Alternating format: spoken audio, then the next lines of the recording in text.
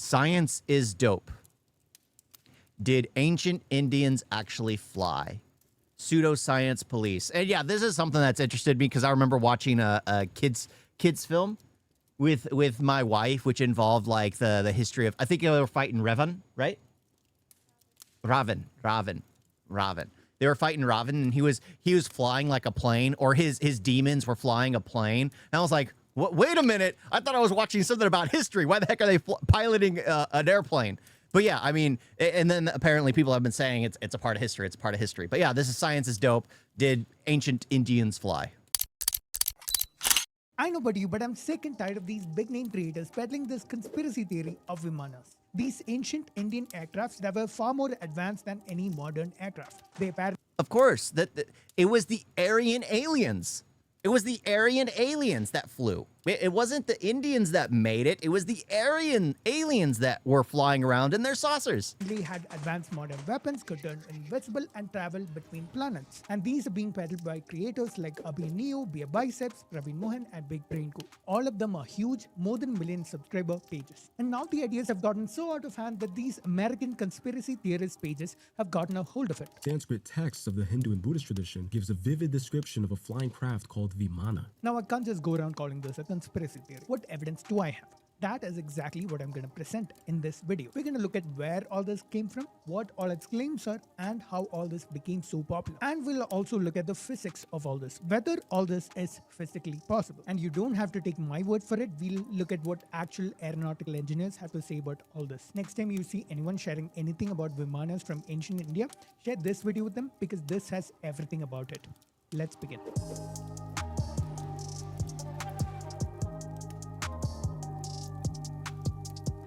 1952, we have this man, G.R. Joycer, the founder of the International Academy of Sanskrit Research, who reveals to the world that a manuscript exists which talks about the design of aircrafts and its features and capabilities, and it exists in the Rajakiya Sanskrit Library in Baroda. In 1959, a Hindi translation of the book, and in 1973, an English translation called the Vaimanika Shastra are published. This is where all the popular depictions of vimanas that we see today are derived from. Now, he never claimed to have written them himself. They were from this man, Pandit Subbarya Shastri, who composed it in the 1920s. Now, I'll leave sources for all I've said and all I'm about to say in the description below, so you don't have to take my word for it. This Subbarya Shastri is a curious character himself. His story I thought was really interesting. He was born in a village in Hosur, Tamil Nadu. He was struck by tragedy at a young age with the death of his parents and poverty and disease. He decides he's done with life and goes to spend his last days in a forest. But instead of meeting his end, he meets a mystical man, Sri Guruji Maharaj, who had divine mystical powers. Again, all this information is in Shastri's autobiography, which was published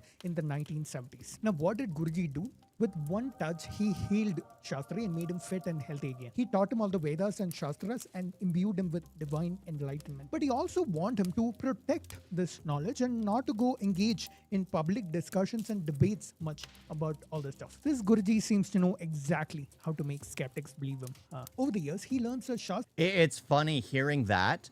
It reminds me of Joseph Smith, you know, the one who created the Book of Mormon, who found the golden tablets and translated the golden tablets.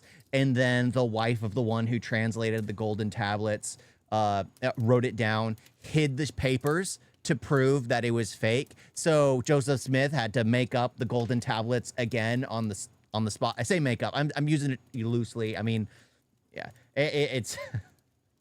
But it's kind of giving me that vibe where he was told something and yeah, it just created this whole sect that believes the entire thing. Because do I believe there were flying spacecrafts back in 1700 BC?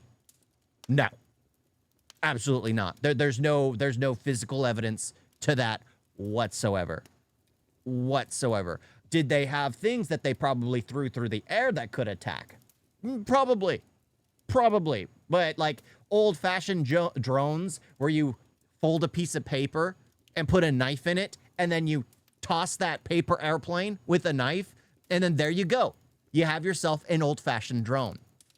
Maybe something like that. Trust and also gains the knowledge of the Vaimanika Shastra, which is our main focus today, the full text of which I have linked in the sources you can read for yourself. This knowledge comes from Maharshi Bharadwaj, a Vedic sage who is said to have been an architect and an engineer thousands of years ago. I have to interrupt the story and add a few lines here. You may feel that I'm presenting these stories in a manner that makes it sound less believable, that I'm presenting all these mystical origin stories with divine enlightenment and all that in an attempt to make it easier to debunk or whatever. You can read what's actually written in these texts. It's exactly this. It's these creators who talk about the Vimanas who skip over these sketchy origin stories fearing instant dismissal. Now, you might ask me, hey Pranav, isn't it weird that anyone would have an origin story like this and expect the public to accept this? That's the thing. This was a time when people would accept divine mystical origin stories like these, especially when such stories have a religious connection. There are more such stories. Yep. I mean, and that's the thing. When there's a huge religious connection to the whole thing, people get very defensive. Like the whole Mormon religion started through that, because apparently Jesus Christ is actually an American. He was not Jewish. He was an American, and the Americans, the white people, originally owned America until they traveled to I don't want to be disrespectful to Mormonism, but at the same time, it's just like all over the place. It's all over the place. And that's the thing. When you literally start adding on to things where it starts to go away from its original narrative, then it becomes problematic. And then it just literally, it was like a new Vedas that was added on. Oh, at this point in time, there was these spaceships that they had back in the day. There's proof, because I was told divinely, spiritually, that it was real, instead of like actually having physical proof to it existing. Which came out during the 1900s. Because if there was proof, it would be known to the Vedic world. maths is one such. I've talked about it here in this video. Another would be the electric battery idea from the Agastya Samhita. India is a land where there was a time when you could claim mystical origins for something and people would completely believe you without asking questions. Some people, unfortunately, are still living in such a time. Now back to the story. I mean, you see the same thing when there's like a movie that comes out depicting a god or something, and then you're trying to be critical of the film as a film, and then everyone jumps on you because you're attacking a divine when you're just criticizing a movie. But yeah, it's just like there's too much of a defense when it comes to religion. Religion needs to be investigated, needs to be like, looked up, the history, the canonical context, the battles that took place, things like that, to prove whether it's real or not. If you're hiding it and being like, oh, well, we don't have any true evidence of a flying vehicle, but we do have spirit text where they said they were divinely told and divinely inspired. Shastri returns back to his village, a learned Sanskrit scholar, and becomes famous. He's this knowledgeable, enlightened soul who knows everything. He becomes a mystic. People come seeking his blessings, his advice, and his opinions. Just before the 1900s, he travels to Mumbai, where he meets several important people. One of them is Shivkar Babuji Talpade, who is constructing an aircraft and wanted Shastri's advice on Vimanas and the Vaimanika Shastra. We'll see him later on in this video also, because his story is also interesting, so keep an eye out for that. But for now, let's focus on Shastri. He comes back and composes the Vaimanika Shastra around 1920. He dictates it to a man named G.V. Sharma, who keeps it in his possession after Shastri dies. It then goes to the Sanskrit library mentioned, and then to G.R. Chaucer, who publishes the English translation we are familiar with today. This is the shady, sketchy origins of the Vimanas that we never hear about. All we ever hear about are the awesomeness of the aircraft and the innovativeness of the technology and all that flashy stuff which generates all the clicks and views, which is all some creators care about. Yes, I'm calling you out, beer biceps. Alright, so that's where all this comes from, but how did it get so popular? Like, that's the thing. I saw beer biceps, and it's just like, do I believe the wars happened? Absolutely. Do I believe it's in the same context of everything that's going on, like with the divine and everything? Probably not. But is it a history piece that should be like protected and be like, yeah, this actually took place? Yeah, sure. Absolutely. You should never see something that was written and passed down through generations and be like, oh, just because it talks about gods that aren't our gods, it's completely fiction. No. View it as history until you can prove it otherwise. It just makes sense. That's just how I've always viewed it. I mean, Troy was discovered because somebody believed it to be real when the rest of the world thought it was just mythology. this man, David Childress, really popular conspiracy theorist. In 1991, he writes a book called Vimana, Ancient Aircraft of India and Atlantis. Atlantis, if you Aryans! didn't know, is another popular conspiracy theorist buzzword. Anyway, he's really big among conspiracy theorists, and this and multiple other books that feature the Vimana become popular. In the 2000s, he becomes a writer for a show called Beer Biceps is like Indian Joe Rogan, who believes everything the host says, but much dumber.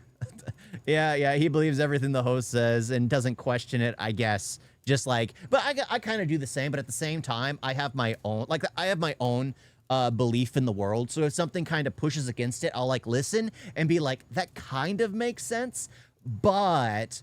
And then I'll try to put wrap my head around it in my own way. But that's just how you have to go through life. You can't just see something and be like, you had a good argument. I'll believe everything you say. You can't go through life like that. You just can't. Take everything.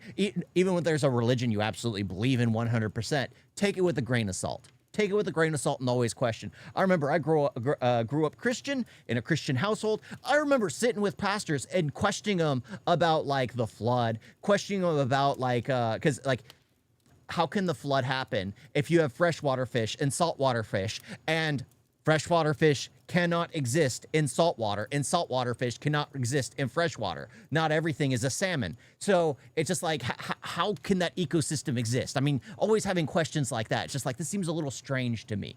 You have to question life. You can't just go through mindless and being like, I'm just going to believe what people say because that's what I'm supposed to be agreeing to. I've never felt like that's something good. I think he doesn't question it because he's more about the entertainment aspect of it. Well, it's not just that. It's not just that. It's just like you have to be true to yourself. You have to be true to yourself. If I don't truly believe something, I'll be honest about something. If I want to question something, I'll question it. I'll question it. But it is all about entertaining. I want to have a good time. I want to learn something. But not everything is. Not all knowledge is knowledge worth having. That's just the truth. That's just the truth. Not all knowledge is knowledge worth having.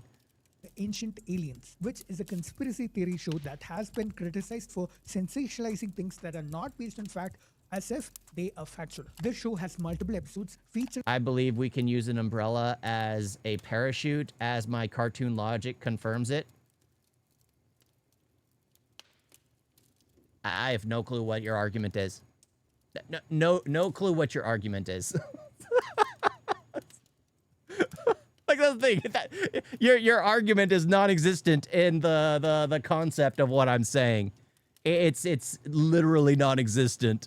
The Vimana, and this popularized the idea even more. In fact, this shows where creators like Abhi and you got the idea for their video from. I've explored it here in this video. Viewers see videos like these and honestly believe that all this technology is real and end up distorting their own sense of reality. Almost all creators today who make content on Vimanas get their information from these conspiracy theorists, who get their information from ancient aliens, who get it from this book, the Vaimanika Shastra, which comes from this man, Pandit Subbaraya Shastri. We discussed the sketchy origins of this book and how it became so popular, but none of that invalidates it. That would be a genetic fallacy. We call out fallacious logic on this channel, not committed. What invalidates it is the fact that it doesn't physically work. So let's look at what the Vaimanika Shastra means from an engineering perspective.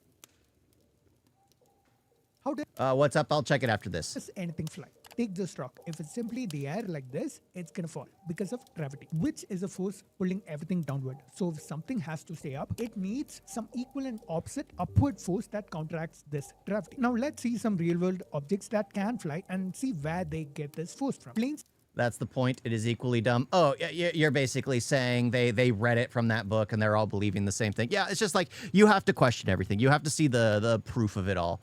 You have to. I mean, did they have the mathematical intelligence back in the day to understand flight? Probably. Did they know how to get like jet fuel in order and propulsion to take off? Probably not. But then again, the first airplane was literally the Wright brothers just holding on and being tossed up into the air. So there are possibilities to things, but in the end, it's just like that kind of technology gets passed down through time. If you notice anything through warfare, what gets passed down is always something that makes warfare more lethal. That is what goes on in the future. If it's something like currency or things like, that will go up and disappear. Language will disappear, but like something that makes warfare more lethal will always get passed down. Have wings that are shaped in such a way that when the plane moves forward and air flows over the wings, that generates an upward force that counteracts this downward weight or gravity acting on the plane to keep it in the air. The upward force is generated.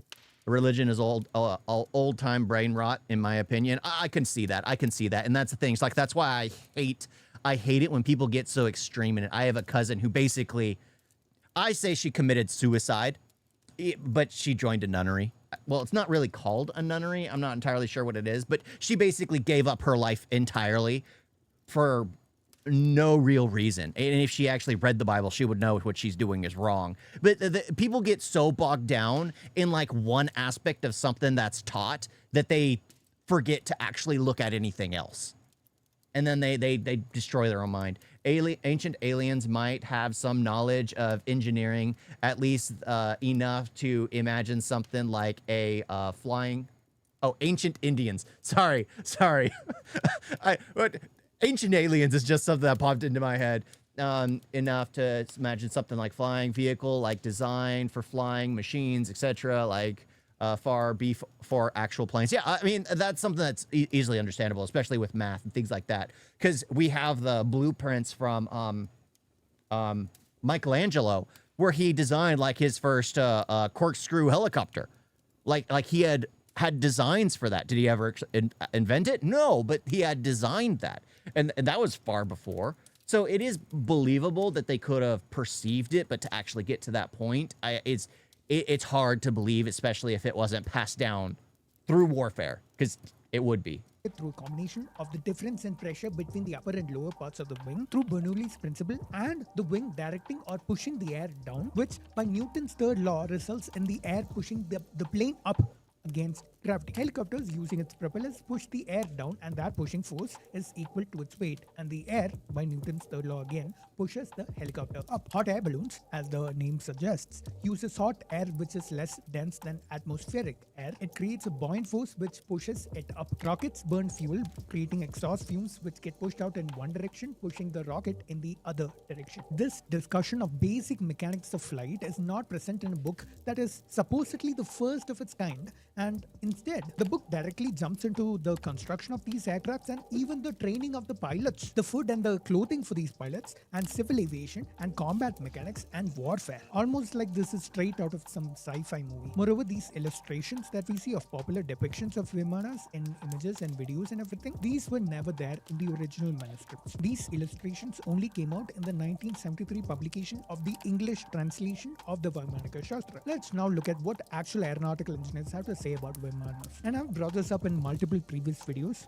Because the thing is, like, what is it? There have always been people who predicted like where the future would take us. I forgot. It was like in the early 1900s where there was an author talking about we will have rockets that take us out to space. He was describing rockets, but didn't say the word rockets. He was like, we will have vehicles that could take us out to the moon, take us out to the stars. We'll be able to travel far more quickly without having to actually use horsepower. Like I forgot who the author was, but way back in the day, before when we still had like steam travel, steam locomotives, because I think the only form of travel was really the train at that point. And he was already like, oh, we'll get to this point in the future, because people can always see where technology can take them way beforehand. Every single time I've seen people taking the Vaimanika Shastra seriously, in 1974, 5 mechanical and aeronautical engineers from the Indian Institute of Science, Bangalore, published a paper, a critical study of the work Vaimanika Shastra, linked below. This paper is such an absolute slam dunk in the faces of those who take Vimana seriously that I'm surprised it's not more popular. This is a critical analysis from an engineering perspective. Because people who have held on to it so faithfully, it becomes hard to say no, that's not true. To say that no, that's not true. It's like I view it kind of like with the cult mentality, where people will sacrifice like the kids, family members on the ideology of a cult. That guess what? They will never go back on it because they can't admit that they were wrong. It would be too embarrassing that they sacrificed family members, that they sacrificed their children on the mindset of a cult. that they have to close off their brains and constantly believe it. Of the science and technology claimed in the text. Here are some of my favorite lines from the paper. The author, whoever he be, shows a complete lack of understanding of the dynamics of flight of a heavier than air aircraft. The height and width of the craft, in our opinion, are in such proportion as to put its stability in serious question. It can be stated that the craft is a decided impossibility. The planes described above are at best poor concoctions rather than the expressions of something real. And the engineers from the 1970s were savage. I think this is more than sufficient to conclude at this point that the vimanas are nothing but a figment of its author's imagination. But there's more to the story. Remember this man, Shivkar Babuji Talpade. He is believed to have flown an aircraft whose construction was based on the Vaimanika Shastra. What about that? So he actually built it. 1895, on Mumbai's Chowpatty beach, an unmanned aircraft flies. 8 years before the Wright brothers ever flew their first aircraft. This is seen by an audience of several onlookers and it's flown by this man, Shivkar Babuji Talpade. Or so the story goes. There is no evidence of such an event ever happening. Despite claims of several eyewitnesses, none have ever come forward. There is no evidence of the existence of such an aircraft despite claims that it was sold to Hindu. Yep. When it's something like that, if there's no true evidence to it ever existing, then it's not real. Like the same thing. Like I remember playing games back in the day, and my friend would tell me, it's just like, oh, I did this, I did this, I did this. It was like, did you record it? He's all, no. Then it didn't happen. Then it didn't happen. Because yeah, there have to be people that come forward. You have to have witness testimonies. Even back in the day, they knew that they needed witness testimonies. I mean, the Wright brothers did test their flight just between themselves, but the problem is they introduced it to the rest of the U.S. So their first flight test, which was just between them both, the two brothers, ended up going national because they were able to repeat the process again and again and again until we end up with devastating combat potential, of course. And then guess what? The rest of the world is using aircraft carriers. The rest of the world is having bombers. The rest of the world, like, that's the same thing. Drones are the new form of combat. That's the thing. It's easy to believe, like, if it actually existed back in the day, it would have been copied and utilized again in another war. Hindustan Aeronautics Limited. From the descriptions of the aircraft itself, you can say that it's physically impossible. For instance, it was cylindrical and didn't have any wings or vertical takeoff. Then how did it fly? It used mercury as a fuel. How can something that doesn't burn, that doesn't combust, be used as a fuel? And I've heard claims that NASA is only now developing an ion engine that uses mercury as a fuel. Ion engines are a kind of electric propulsion used in spacecrafts, not on Earth, where atoms are ionized and ejected out using electricity. And this is used to propel the craft forward. It doesn't involve any burning or combustion, but can only be used in space. Mercury was used as a fuel for this in the 1960s, but this was a completely different use case. Now, despite all this, there was a Bollywood movie on this topic, and some facts about the event were changed to make it more believable. Like, for example, the plane was given wings and it wasn't cylindrical, and Shastri was there at the location of the event itself. Hey, he made the a fact drone! That evidence for none of this exists is often attributed by fans of the story to censorship by the British. To me, this just seems like a convenient cop-out from having to provide any evidence while keeping the story and the claim alive. And there may be a reason for that. When I was a little kid, I used to be a bit of a nerd. And I used to read all these books about gadgets and who invented them, and it used to always be white people. This is nothing against white people. I'm just saying that as an Indian, I understand when people want to feel proud that their ancestors came up with something. But the solution to that... But that's the thing. It's just like there's so many things that India did before the Western culture pretended to invent it. Like gravity. Apparently nobody knew what gravity was before Isaac Newton wrote down his 3 laws. It was just like that nobody understood the concept of gravity. If someone trips, they're just gonna remain tripping until they right themselves. No, it's just like a lot of this stuff is ridiculous. But at the same time, it's just like a lot of people want to believe like they were the first to certain things. It's just when it comes to something like flight, did they understand the math behind it? Sure. But did they know how to get into the air to begin with? There would have to be some kind of evidence for that. Some actual rock hard, calcified, buried ruins of something that could possibly fly. And that's just how it would have to be. That's just how it would have to be in order to be like, yes, this is real. This is real. This is real. Instead of being like, oh, we'll see. We'll see. We'll see. I mean, it sounds cool. It sounds cool, but like I can believe the flying chariot, because guess what? That is more religious aspect where it's like the divine are causing something like that than a flying plane in 1400 BC. So I can take the flying chariot before I can take the flying plane. Strange, right? Strange, but that's just how my mind works. Because when you have like religion backing it, it's like, oh, that makes sense. And then you have religion backing the science of making and designing a plane. Just seems like this seems a little strange. Isn't telling yourself these lies and make-believe fantasies to make yourself... Newton gave a mathematical formula on what causes gravity and how it's measured. Well, yeah, but the thing is like everyone's basically understood that if everything is going to fall. A feather's going to fall much more slowly. Well, that also has to do with the fact that it's light and it's a feather, so it actually gets picked by the wind, so it floats its way down, other than a stone. Feel proud. The solution to that is two things. Look forward to the achievements that your contemporaries are making today and will be making in the future. Look at ISRO's Mangalyaan. I don't have to tell you how big that achievement was. If you want to feel proud of your ancestors, do so with their actual achievements. I have I've been an actual pausing a lot. playlist on my channel talking about exactly this, and I will be adding more videos in the future. And always remember this. In science, there is cause leading to effect. Yep. In pseudoscience, there is only effect. Because science is bound. Yep. That's the thing.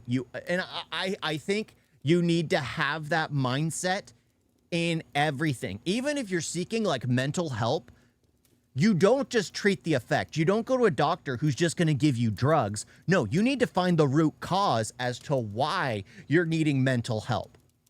Not just receive drugs for the mental help. No, why did the root cause? There's a cause and effect. I hate how the world is now at a place where it's like, oh, you have gender dysmorphia. You know what? Let's just get you a sexual transition. You're only 8 years old, but you think you're supposed to be a girl when you're a boy. We'll mutilate your body and then you'll feel better. Instead of finding out, okay, let's talk to a therapist. Let's find out why you think that, why you feel that way. No. It's just like, oh, you say this, we'll just change you. We'll just change the effect of it instead of finding the root cause. By cause. It cannot be as glamorous as pseudoscience. Some people get lured into pseudoscience because of this glamour. But I'd rather focus on something that is real. Because something that is real is something I can rely upon. And that's something I'd rather feel proud about.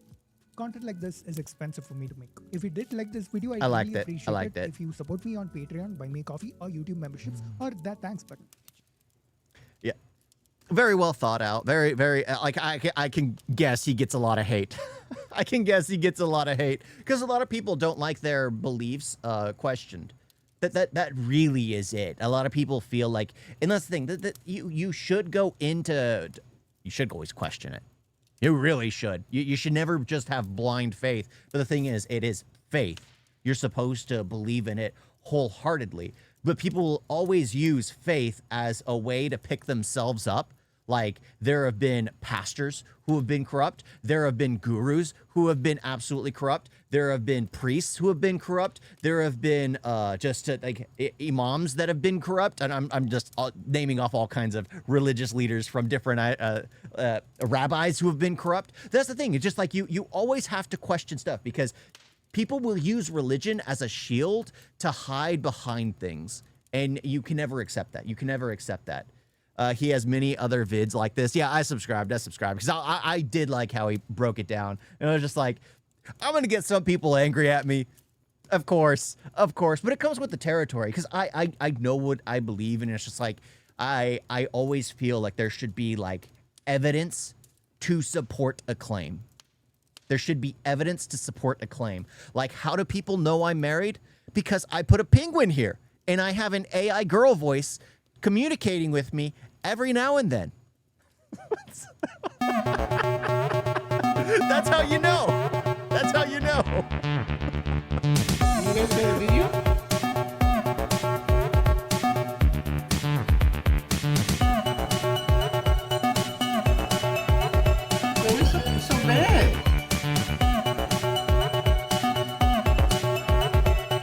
to like and subscribe. 为什么呢？